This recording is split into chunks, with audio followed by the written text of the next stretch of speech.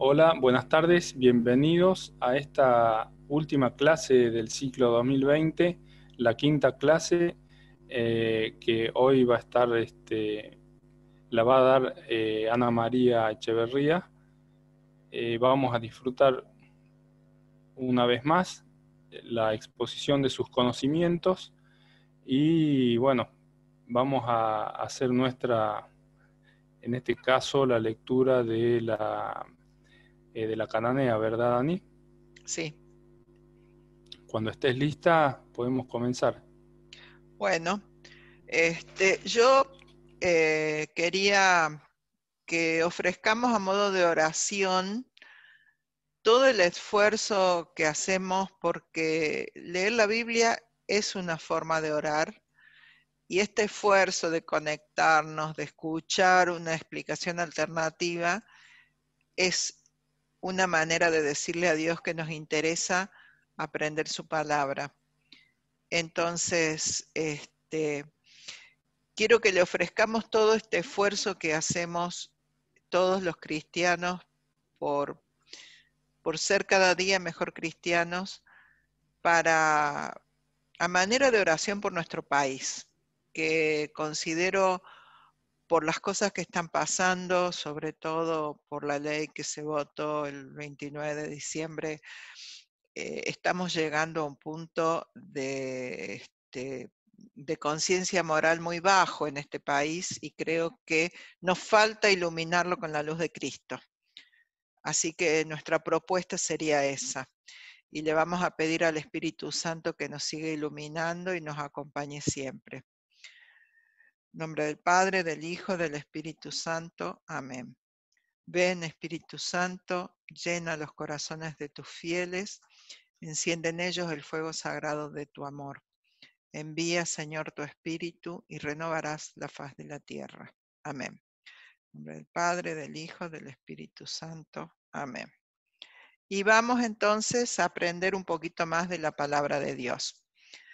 Bueno, este año hemos tenido pocas clases, pero la verdad que lo poquito que hemos visto ha sido muy, muy rico.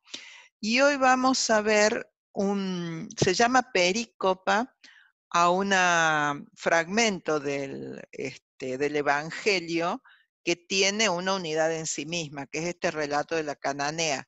Le llamamos la Cananea, pero en realidad el que le dice Cananea es Mateo.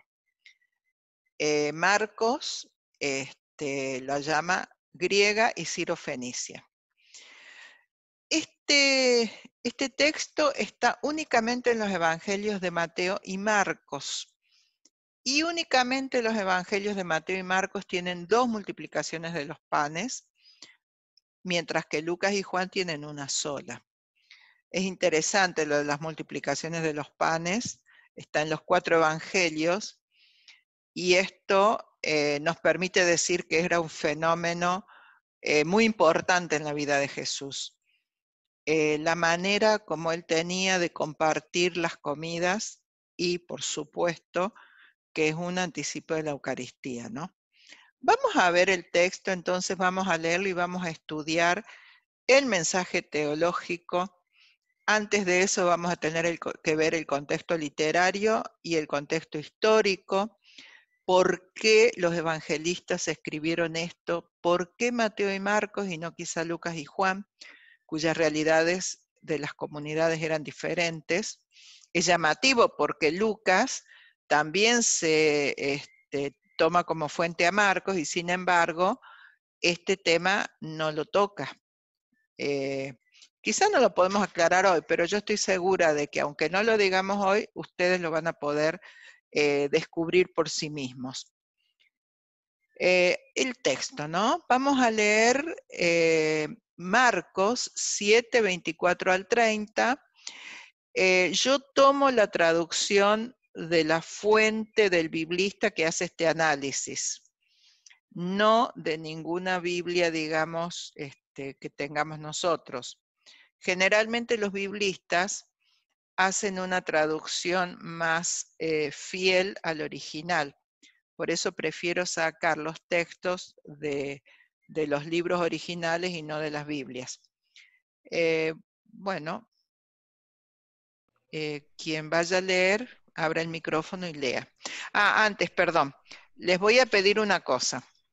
A medida que vayan leyendo, ustedes fíjense los parecidos y las diferencias entre los dos textos.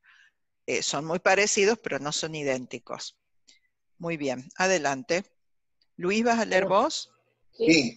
Ahí está. Mateo 15. No, Marcos. Vos, Amanda, Mateo, pero primero vamos a leer Marcos. Acuérdense que Marcos es el evangelio más antiguo, el primero que se escribió. Por eso, aunque nosotros los presentamos en el orden en que están en las Biblias, sin embargo vamos a leer primero Marcos y después recién Mateo. Adelante, Luis. Marcos 7, del versículo 24 al 30. 24. Y levantándose de allí, se fue a los contornos de Tiro. Y entrando en una casa, no quería que nadie se enterase y no pudo pasar inadvertido, sino que al momento, al saber de él, una mujer, cuya hijita tenía un espíritu inmundo, viniendo se postró a sus pies. Y la mujer era griega, sirio-fenicia de origen, y le rogaba que expulsara el demonio de su hija. Y le decía, deja primero que se harten los hijos, pues no está bien tomar el pan de los hijos y echarlo a los perros. Y ella respondió y le dice, Señor, también los perros bajo la mesa comen de las migas de los niños. Y le dijo, por esa palabra, vete, ha salido de tu hija el demonio. Y al llegar a su casa, encontró a la niña echada en la cama y al demonio desaparecido. No te aparece en tu... No, desaparecido. Muy bien. Vamos a leer ahora el texto de Mateo. Bueno, Mateo, el capítulo 15, del 21 al 28. Y saliendo de allí Jesús, se marchó a la región de Tiro y Sidón. Y entonces una mujer cananea que provenía de aquellos contornos gritaba diciendo, compadécete de mí, Señor, hijo de David. Mi hija está malamente endemoniada. Pero él no le respondió ni palabra. Y abordándolo, sus discípulos le rogaban diciendo, hazle favor, porque ya va gritando detrás de nosotros. Y respondiendo dijo, no fui enviado sino a las ovejas descarriadas de la casa de Israel. Y viniendo ella, lo adoraba diciendo, Señor, ayúdame. Y él respondió diciendo, no es lícito tomar el pan de los hijos y echarlo a los perros. Pero ella dijo, sí, Señor, pues también los perros comen de las migajas que caen de la mesa de sus amos. Entonces, respondiendo Jesús le dijo, mujer, qué grande es tu fe, que te suceda como quieres. No se le... Y quedó sana su hija desde aquella hora. No sé por qué, ustedes saben que en mi computadora está completo. No sé por qué no se transmite. Bueno. Sí, depende cómo tengan maximizada la ventana. Yo lo veo completo también. Bueno, espero que salga bien en la grabación. Sí. Bueno, primero, como ven, tenemos que el texto de Mateo es más largo. Este es uno de los detalles que nos permite darnos cuenta que el original es el de Marcos. Generalmente cuando un evangelista agrega es para ilustrar su propia teología y agrega, no saca, generalmente.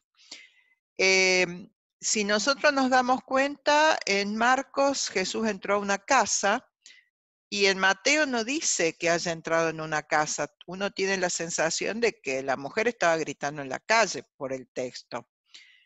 En Marcos en ningún momento hay discípulos, se supone que habrá alguno por ahí, pero no se los menciona, ni el dueño de casa, porque si entra en una casa es porque hay un dueño de casa, mientras que en Mateo están sus discípulos con él.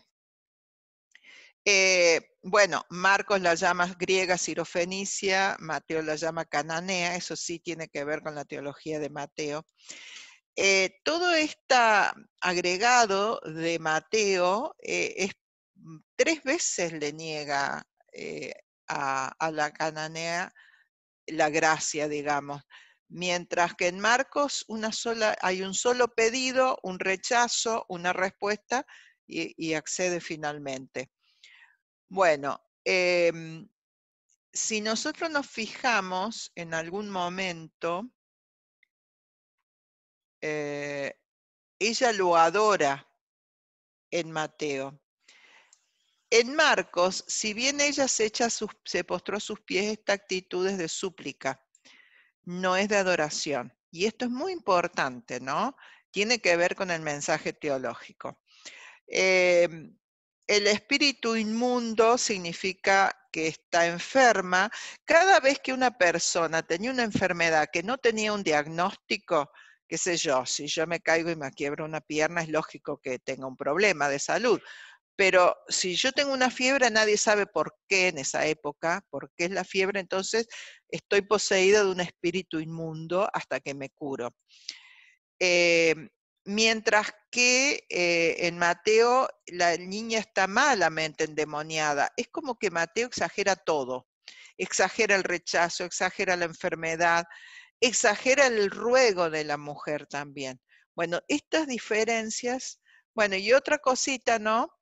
Que le dice por esta palabra, y acá en Mateo le dice, qué grande es tu fe. Entonces en Marcos alaba la respuesta, la teología, podemos decir, de la mujer, por su respuesta, mientras que en Mateo alaba su fe, que está demostrado en todo el texto. Ya lo vamos a analizar al texto puntualmente y vamos a ver. Acá tenemos un cuadro. Los pintores suelen ser muy buenos exégetas. Hay un libro sobre la parábola del hijo pródigo, que está maravilloso, sobre el cuadro que pintó. ¿Quién era?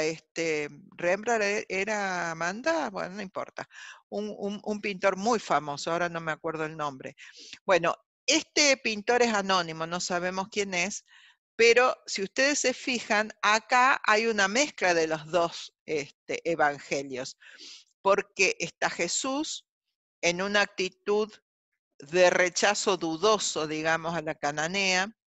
La cananea está con la mitad del pelo suelto y la mitad con toca. Esto es importante porque las mujeres judías no pueden andar sin velo.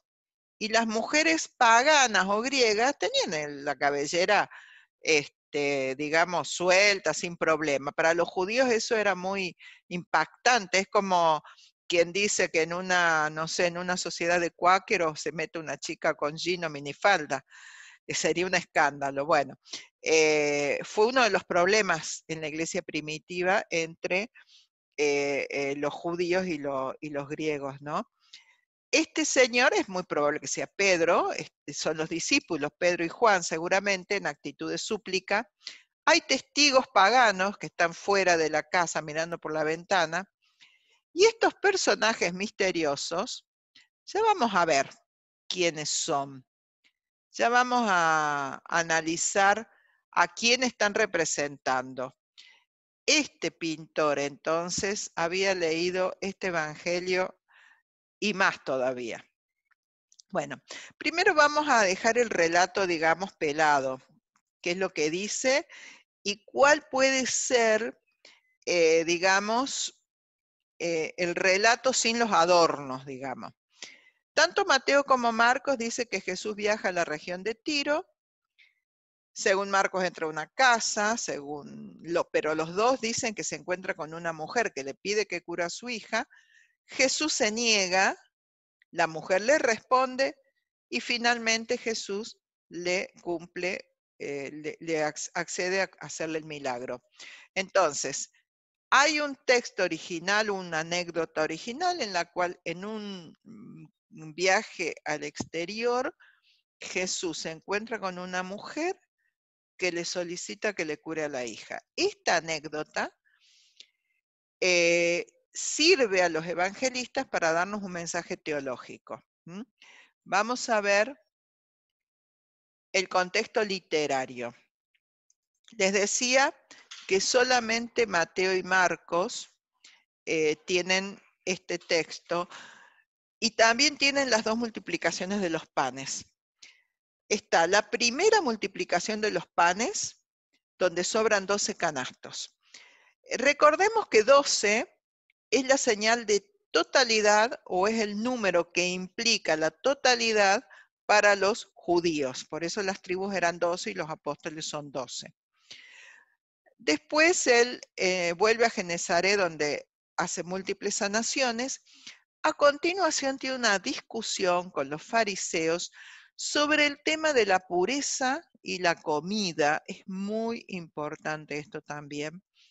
Después ustedes lean estos dos textos completos en sus Biblias, pero hay una controversia muy fuerte donde Jesús les dice cosas muy duras, donde ellos le plantean que los discípulos no se lavan las manos cuando vuelven del mercado, porque ellos se lavaban las manos, etcétera, que dicho sea de paso, higiénicamente es una costumbre muy buena, pero teológicamente ya era una exageración.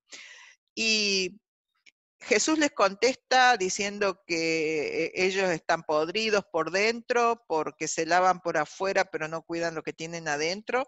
Realmente muy duras las palabras de Jesús. A continuación está el viaje a Tiro o Sidón. Tiro, Sidón dice Mateo, Tiro dice Marcos, donde se encuentra con esta mujer. Y cuando vuelve hay una segunda multiplicación de los panes donde sobran 7 canastos. Que incluso en una traducción, la palabra no es canastos, no es la misma palabra esta que esta. Y yo lo que he leído en esa traducción, que ahora no me acuerdo qué Biblia era, es que es más propio del mundo judío hablar de canastos y más propio del mundo griego hablar de esta palabra que me parece que era espuertas o algo así. El asunto es que hay una cuestión, un juego de palabras también, con el número 12, con el número 7, y en el medio de estas dos multiplicaciones está el encuentro con la cananea. Entonces me adelanto. Todos los biblistas están de acuerdo que la primera multiplicación implica que Jesús vino para los judíos, que la Eucaristía es para los judíos, que el mensaje del Evangelio es para los judíos. Pero la segunda multiplicación significa que ese mensaje es también para los paganos. Y en el medio está el encuentro con la Sirofenicia. Con lo cual, lo que dicen los biblistas es, esta mujer le hizo cambiar de mentalidad a Jesús. Con su discurso teológico, ya lo vamos a analizar en Marcos. Y todo esto, les decía, se llama, no sé si lo dije y lo repito, se llama sección del pan, porque desde la primera multiplicación hasta la última multiplicación se habla de los panes. Incluso la cananea le pide que le cure a la hija y sin embargo Jesús le responde con panes. No está bien dar el pan de los hijos a los perros, ¿no? Y acá está la controversia por lo que como, justamente. Entonces, es muy importante. Esto no lo ponen de casualidad los evangelistas. Hay toda una intencionalidad teológica, ¿no? Bueno, y hay un contexto histórico. Los evangelios se escriben, habíamos dicho que más o menos estamos hablando de Marcos entre el 67 y el 70, antes del 70 seguro, y Mateo hacia el 85. Vamos a ver. Cuando Jesús sale a predicar a Galilea, a judíos. Si bien Jesús hace algunos milagros, algunos paganos, en general, él predica a los judíos y predica un mensaje que lo van a entender los judíos. El reino, la abundancia de vino, todo el mensaje de Jesús tiene que ver con la esperanza del Mesías judío, ¿no? Cuando Jesús muere y resucita en Pentecostés, los apóstoles salen a predicar. ¿A quién predican? En Jerusalén, a judíos. Pero en Jerusalén lo escuchan no solamente judíos de Judea, sino también judíos que habían venido en peregrinación para la fiesta de Egipto, Antioquía, Grecia, Turquía, Roma, pero eran judíos, de origen judío, solamente que habían nacido en otros lugares por cuestiones de trabajo, como Pablo, por ejemplo, que nació en Damasco, y su lengua materna era griega. A lo mejor conocían, los más piadosos seguro que sabían arameo y hebreo para poder leer las escrituras, pero su lengua cotidiana era griego. Estos se llamaban helenistas, porque hablaban griego, pero eran judíos. Esta gente, algunos se quedan en Jerusalén, por ejemplo Bernabé, si leemos los Hechos de los Apóstoles, pero otros vuelven. El mismo Bernabé después vuelve a Antioquía. Vuelven a sus lugares de origen y en sus casas, con ese entusiasmo que da la fe, este mensaje maravilloso, le cuentan esto a quién, a sus vecinos, y hay algunos que son judíos y otros que son paganos. Sobre todo en las sinagogas en esa época, había muchos paganos que estaban muy fascinados con el monoteísmo y con la ética del judaísmo. Y no se animaban a hacerse judíos, porque para hacerse judío solamente hay que circuncidarse. Entonces, ¿pero qué pasa con la circuncisión? En aquella época que no existían los antibióticos, era una operación, un corte. Había riesgos ciertos de una infección y perder la vida. Entonces, muchos preferían, digamos, quedar como simpatizantes nomás.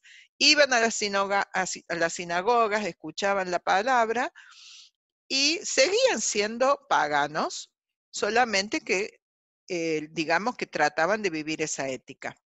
Bueno, entonces nosotros tenemos, en esa época nosotros tenemos judíos, se les llama a los de raza y religión judía, nacidos en Judea y Galilea. Jesús era judío, los apóstoles eran judíos. Helenistas, de raza y religión judía, nacidos en la diáspora, o sea, todo alrededor, que no eran ni Judea ni Galilea. Prosélitos son los nacidos paganos que se hacen judíos, circuncidándose y adoptando las costumbres judías.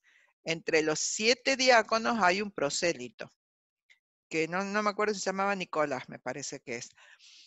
Y después están los temerosos de Dios, que eran estos, que son paganos, que admiran el monoteísmo y la ética judía, que iban a las sinagogas pero no se circuncidaban.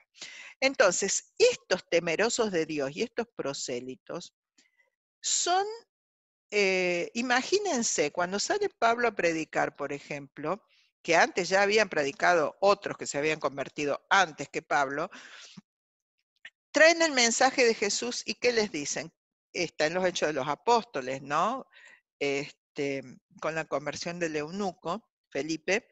¿Qué es lo que dice? ¿Qué tengo que hacer para recibir esta gracia?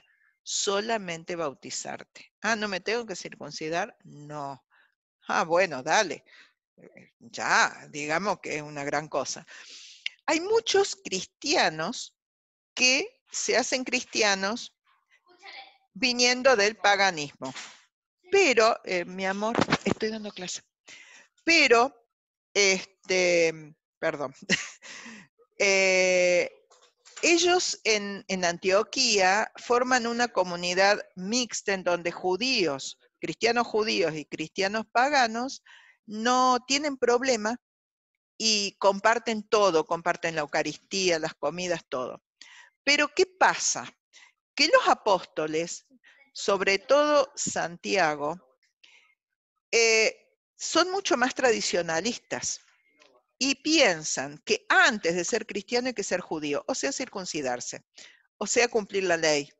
O sea, todo esto que estamos viendo, que está un poco criticado en la sección de los panes, en los evangelistas Mateo y Marcos, es lo que ellos... perdón, un segundo. Teo, estoy hablando. Perdón.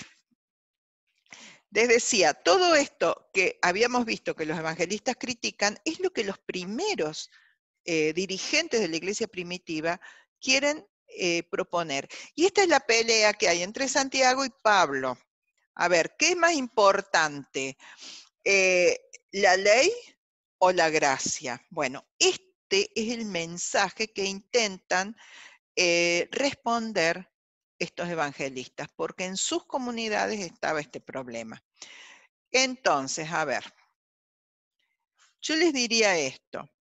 En estos textos, si se me permite simplificar, los evangelistas le están queriendo, es más, no en estos textos, en toda la sección del pan, en todo esto, los evangelistas están queriendo decirle a sus respectivas comunidades, hermanos, ¿ustedes creen que el Señor vino solo para los judíos y recién después para los paganos? Y puede ser que al principio ya ha sido así, pero en su encuentro con esta mujer cananea, Jesús se dio cuenta que no hace falta esperar que primero se conviertan todos los judíos o hacerse judío para ser cristiano. Uno puede recibir la gracia de la Eucaristía sin ser judío, sin cumplir con esa ley que ya está perimida a partir de la gracia de Cristo. Este sería el mensaje teológico que nos quieren dar estos evangelistas. Ahora vamos a una cosa que es más histórica. ¿Cuál fue el motivo del viaje? Hubo un viaje. Marcos dice, y levantándose de allí se fue a los contornos de Tiro, y entrando en una casa no quería que nadie se enterase.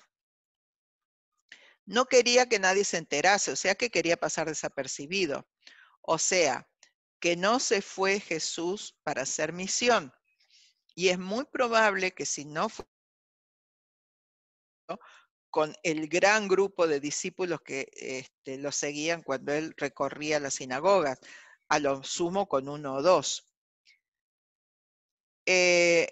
Más ilustrativo todavía es el texto de Mateo, porque este verbo, que nosotros no nos damos cuenta, porque claro, leemos en castellano, es el mismo verbo que se usa cuando el ángel le dice a José que vaya a Egipto, que cuando Jesús, después que se entera que lo metieron preso a Juan, se va a Galilea, alejándose de la zona de influencia de Herodes. En realidad hay un peligro cierto y Jesús se aleja de Galilea para ponerse a salvo. ¿Y cuál es ese peligro? Fíjense, en Mateo 15:12, un poquito antes, entonces se le acercaron los discípulos y le dijeron, ¿sabes que los fariseos se han escandalizado al oírte hablar así? Escandalizado también puede ser, se molestaron un montón. Hay un riesgo, porque estos fariseos no son cualquier fariseo. El Evangelio dice que son gente que venía de Jerusalén, o sea que tenían cierto poder. Entonces, podemos decir que Jesús se fue a esta región huyendo de un peligro porque su discusión con los fariseos estaban poniendo en peligro su vida. No es la primera vez, cuando él fue a Nazaret, también trataron de despeñarlo. O sea, el mensaje de Jesús era muy escandaloso. Bueno, este es un mapa de Tiro y Sidón, digo de la zona. Entre Cafarnaún y Tiro hay 128 kilómetros. No es necesario que supongamos que se vino hasta orillas del mar, simplemente puede haber llegado fuera de Galilea. De todas formas se dan cuenta que no es un viaje corto y se hacía a pie. No se viajaba ni en burro, ni en caballo, todo el mundo viajaba a pie. O sea que no fue un viaje de paseo, ¿no? Bueno, vamos a analizar el Evangelio de Marcos. Es hermoso, ¿no? El mensaje teológico es muy lindo. Y además, ¿saben qué? A raíz de esto, es como que me puse en la piel de Jesús pensando, bueno, yo estoy en un lugar donde tengo un problema con gente a la cual realmente violenta, porque son fanáticos. Me tengo que ir porque sé que me pueden hacer daño y bueno, uno no está tranquilo, ¿no? Y voy a un lugar, a la casa de un amigo quizá que está en el extranjero, donde voy a estar a salvo, y me encuentro con alguien que sabe quién soy y me pide que haga algo que me va a poner en evidencia. Probablemente ahí se nos ilumine un poquito la actitud de Jesús. Sin embargo, el Señor siempre es más importante para él la misericordia, ¿no? Y levantándose de allí se fue a los contornos de Tiro. Y entrando en una casa no quería que nadie se enterase. Eso reafirma lo que decíamos de que probablemente estaba huyendo. Pero no, y dice acá, y no pudo pasar inadvertido, no pudo, ella lo deschaba, digamos. Sino que al momento, al saber de él, una mujer cuya hijita tenía un espíritu inmundo, ya les expliqué que esto significa que estaba enferma con alguna enfermedad que no se podía diagnosticar con la ciencia de la época. Viniendo, se postró a sus pies. Es una actitud de ruego, les decía, ¿no? Y la mujer era griega. ¿Qué significa que sea griega? Los judíos despreciaban a los paganos. Griega es sinónimo de pagana, o sea, es una mujer despreciable para los judíos. Ciro-fenicia de origen. ¿Por qué repite que es Ciro-fenicia? Bueno, hay textos romanos de la época en donde ese nombre Ciro-fenicio le daban los romanos a la gente de la región, pero con un tono, digamos, despectivo. Como algunos nos dicen a nosotros sudaca, y no es tan lindo que nos digan sudaca, bueno. Entonces esta mujer era despreciable para los judíos y despreciable para los romanos. O sea, era una mujer cuya categoría social, digamos, no era precisamente de lo mejor. Pero le ruega que expulse el demonio de su hija, o sea, que la cure. Hasta aquí el texto de Marcos es en tercera persona, o sea, el narrador nos está contando lo que pasa. Y acá viene la primera persona, o sea, el diálogo entre ellos dos, son ellos los que hablan. Jesús le contesta a ella, deja primero, en este primero puede significar que si hay un primero viene un después. O sea, ahora no, más adelante. Que se harten los hijos. ¿Quiénes son los hijos? Los hijos son los judíos, claramente. En este diálogo que está lleno de imágenes teológicas, los hijos son los judíos. Pues no está bien tomar el pan, ese pan es también la Eucaristía, en la mentalidad del evangelista, ¿no? De los hijos y echarlo a los perros. Dice el biblista que esta palabra perros no es cachorros, como se traduce muchas veces en nuestras Biblias, sino que se traduciría más apropiadamente como perros domésticos, o sea, perros que viven en la casa, y no perros vagabundos de la calle. Eso le da pie a la mujer a responder las dos objeciones. El primero, y que no está bien tomar el pan de los hijos y echarlo a los perros. Porque, ¿qué le dice? Señor, también los perros bajo la mesa comen de las migajas de los niños. Entonces, el primero ya no sirve porque los dos se alimentan al mismo tiempo. Y aunque uno sea un pan arriba de la mesa y el otro sea un pan abajo de la mesa, son el mismo pan y la misma categoría de pan. Con lo cual, teológicamente, los evangelistas nos están queriendo decir esto. Los paganos llegaron después que los judíos a la gracia. Los judíos tienen una autoridad moral porque traen toda esa herencia de la ley y traen toda esa historia de ser el pueblo elegido. Pero tienen tanto derecho al pan los paganos, porque acordémonos que los judíos le decían perros a los paganos, ¿no? Los paganos como los judíos.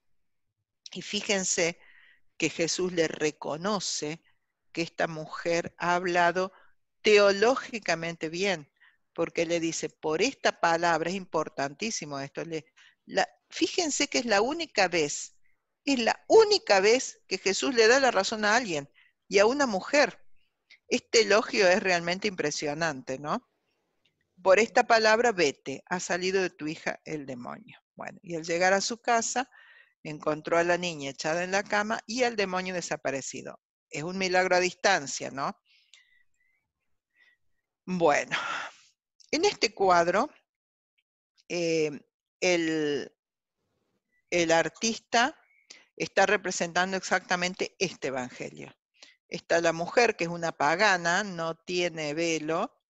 Está Jesús, este personaje es muy probable que sea Pedro o el dueño de casa, pero están adentro de una casa, está el perrito y está, bueno, la escena del ruego, ¿no?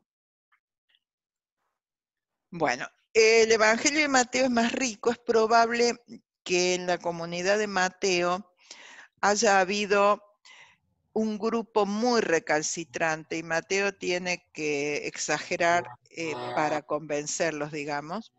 Y además otra cosa más, es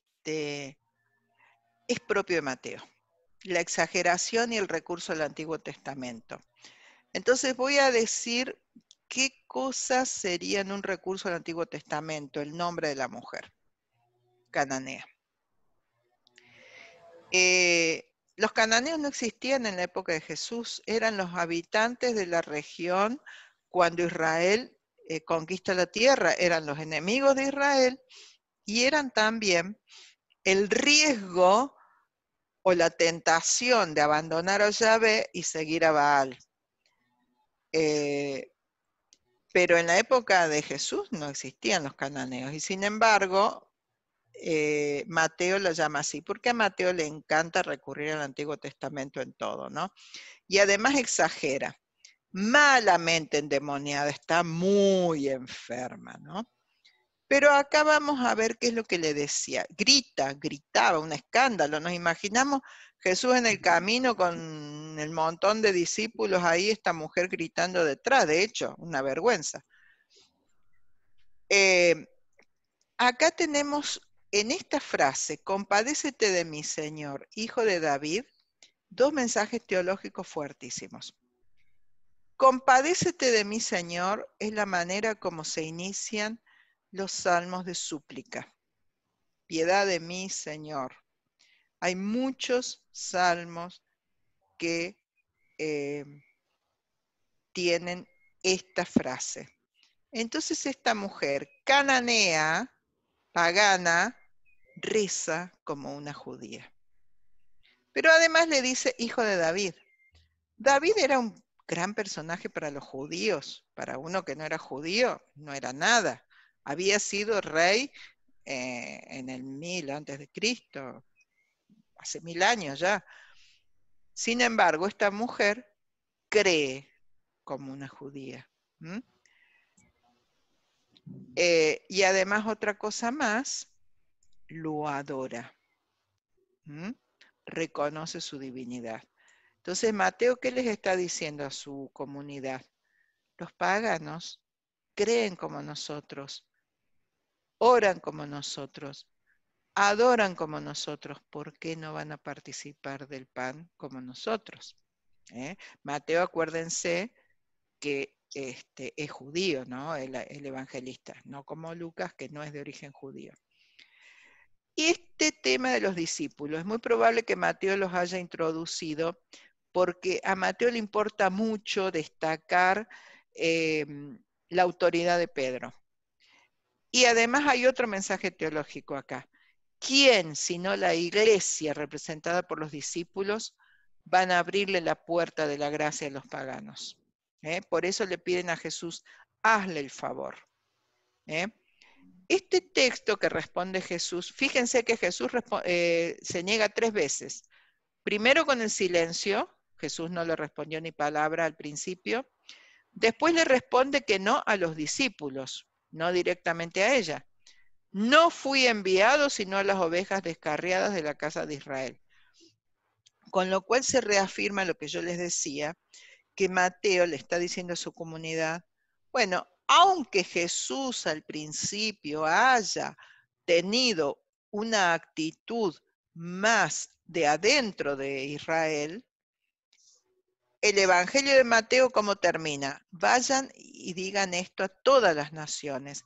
El Evangelio de Mateo es universalista, pero el mensaje también puede ser este, ¿no? O sea, sí, nosotros al principio, esto nace de Judea, nace de los judíos, pero tiene que abrirse a todas las naciones. Bueno, la negativa de Jesús en Mateo también es más dura, no es lícito, no hay tiempo, los hijos siguen siendo los judíos y los perros siguen siendo los paganos, y acá la mujer le da la misma respuesta, o muy parecida, y sin embargo Jesús le elogia la fe. El elogio es diferente. Muy bien, sin embargo, si rescatamos entonces los 2 evangelios, hay un acento en uno u en otro, pero el mensaje básicamente es lo mismo porque es muy probable que en las 2 comunidades haya habido una situación similar. Bueno, me encanta este cuadro. Ahora les voy a mostrar lo que más me gusta. Está todo. Están los perritos, están en el camino, está la mujer que como una concesión a los judíos, esta pagana se cubre el velo, eso puede significar lo que yo les decía, que reza como judía y cree como judía. Están los discípulos, inclusive ahí está María Magdalena. Están los discípulos que interceden por la mujer. Están los chicos comiendo pan. Y acá hay un personaje misterioso. Este es el libro de la ley. ¿Quién es este personaje? ¿Son los fariseos que discutían con Jesús sobre la pureza ritual? ¿O son los cristianos judíos que pretenden que los paganos se hagan judíos o se circunciden antes de bautizarse? En el cuadro primero que les mostré, a ver, vamos a encontrarlo, perdón, son los mismos personajes, ¿ven?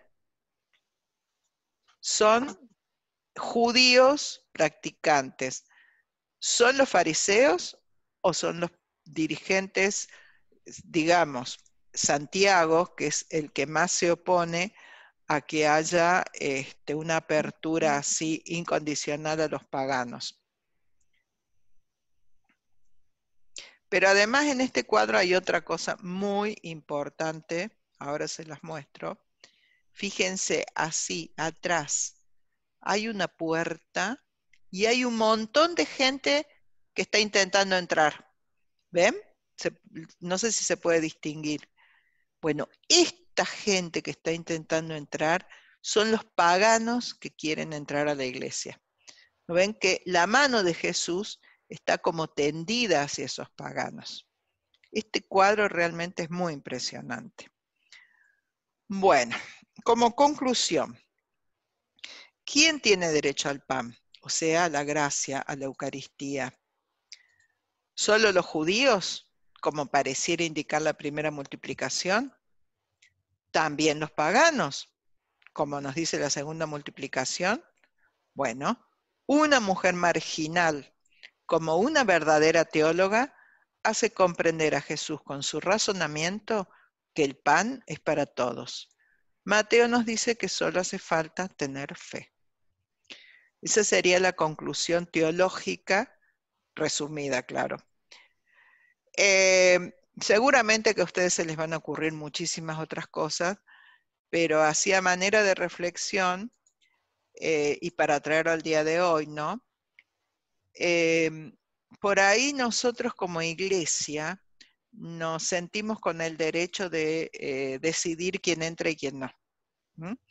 Somos capaces, es un poquito el mensaje del Papa, ¿no? De acoger a los que no cumplen nuestras ideas de pureza. ¿Qué rincones de nuestro corazón tenemos que purificar para tener esa mirada misericordiosa de Jesús? Bueno, eso, como dice un conocido economista, se la dejo picando. Muy bien. ¿Quieren que deje de compartir pantalla? Está bien, Ani. Bueno, muchísimas gracias. Realmente cada vez que se escucha un análisis profundo de los textos, es impresionante cómo cada línea contiene tanta información, ¿no? Uno que por ahí la lee bastante por arriba, pero en realidad en cada línea, cada palabra está puesta en el lugar exacto y significa algo muy concreto, no son solamente palabras. Sí, La realmente. riqueza de hacer una exégesis profunda, obviamente que también es válido cuando se ponen las cosas en contexto, ¿no? Porque no fue solamente los versículos que corresponden al pasaje de la Cananea, sino el antes y el después, que es todo un contexto que nos pone en un lugar concreto, ¿no? En una situación concreta también. Excelente, me encantó. Supongo que a la gente también le va a despertar mayor curiosidad y la sorpresa también de descubrir tantas cosas en cada pasito que damos cuando leemos. No sé si vos, Amanda, tenés algo para agregar, Luis. No, afirmar un poco lo que decías, que a veces nos perdemos de esta riqueza que es analizar el escrito, el evangelio, como lo estamos haciendo. Porque a veces lo leemos tan superficialmente que nos perdemos todo esto. Creo que nos hace meditar muchísimo, nos hace repensarlo a hoy, como a veces miramos al otro o creemos que somos solo los elegidos o somos la élite y el otro no. Entonces, todas estas pequeñas cosas y grandes cosas que hacen los exégetas nos hacen mirar al mensaje de Jesús de otra manera, mirarlo y traerlo a nosotros que somos sus discípulos y que tenemos que seguir hasta el fin de los tiempos, digamos, pregonando el Evangelio, pero lo hagamos de esta manera porque es más enriquecedor. Así Sí, es. totalmente de acuerdo. Bueno, otra vez, a título personal, yo les doy infinitas gracias por este ciclo de clases que hemos podido llevar a cabo en el 2020 y decirles que bueno, que estén atentos porque el 2021 también se viene más.